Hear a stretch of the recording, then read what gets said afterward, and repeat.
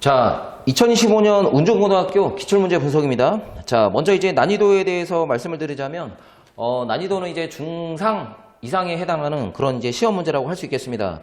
자, 총평을 하자면 이제 3학년 모의고사 이제 기출문제와 올해, 그러니까 2025년 수능 특강 문제에서 대부분의 이제 시험 문제가 이제 출제가 되었습니다.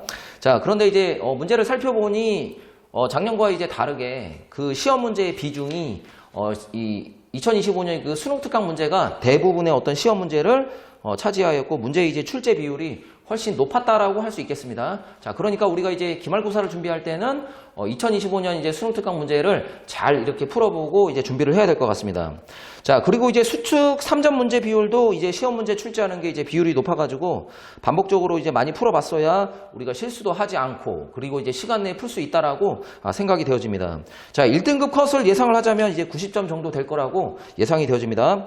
자, 특이사항으로는 이제 선택형이 20문항. 자, 80점이 되겠고, 논술형이 2문항으로, 2문항으로 이제 20점 되겠습니다. 자, 그리고 이제 논술형이 2문제로 이제 20점이 되기 때문에, 이 굉장히 우리가 이제 논술형 문제를, 한 문제 한 문제를 신경을 잘 써야, 우리 높은 점수를 받을 수 있을 거라고 생각이 되어집니다.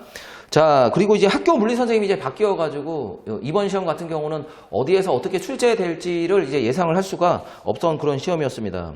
자, 그리고 이제 서술형 1번 문제가 이제 예전 이제 하이탑 문제에서 이 경시 문제 같은데 그 문제를 조금 이제 변형해서 시험 문제를 출제를 하였습니다. 자, 그렇기 때문에 이제 문제의 난이도가 높아 학생들이 이 서술형 1번 문항을 생각하기 힘든 그런 문제가 이제 출제되었다라고 할 수 있겠습니다.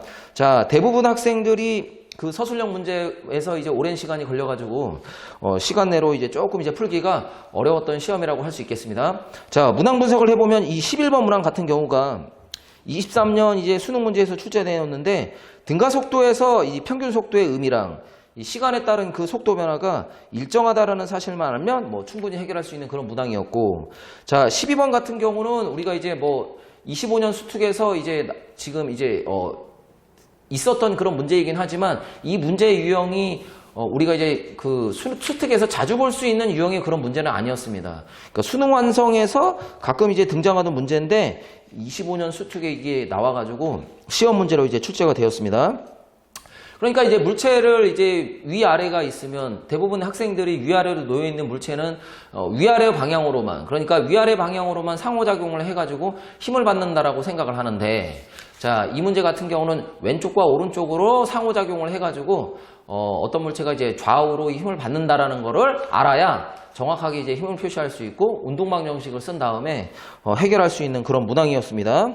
자, 그리고 20번 같은 문항은 이게 이제 힘의 평형과 어떤 이제 그런 이제 물리적인 내용을 이제 묻는 거였는데 어떤 개념이 있어야 되냐면 연직으로 이제 물체가 이제 진동을 할 때는 평형점, 그러니까 알짜임이 0인 지점에서 속력이 최대가 된다라는 그 사실을 알고 있어야 이 문제를 이제 어렵지 않게 해결할 수 있는 그런 문항이었습니다. 근데 이제 만약에 이 사실을 모르고 있다라면 보기 하나가 굉장히 이제 고르는데 어려움을 겪을 수 있는 그런 문항이 되겠습니다. 자, 이상으로 이 운종고등학교 기출문제 분석을 마치도록 하겠습니다.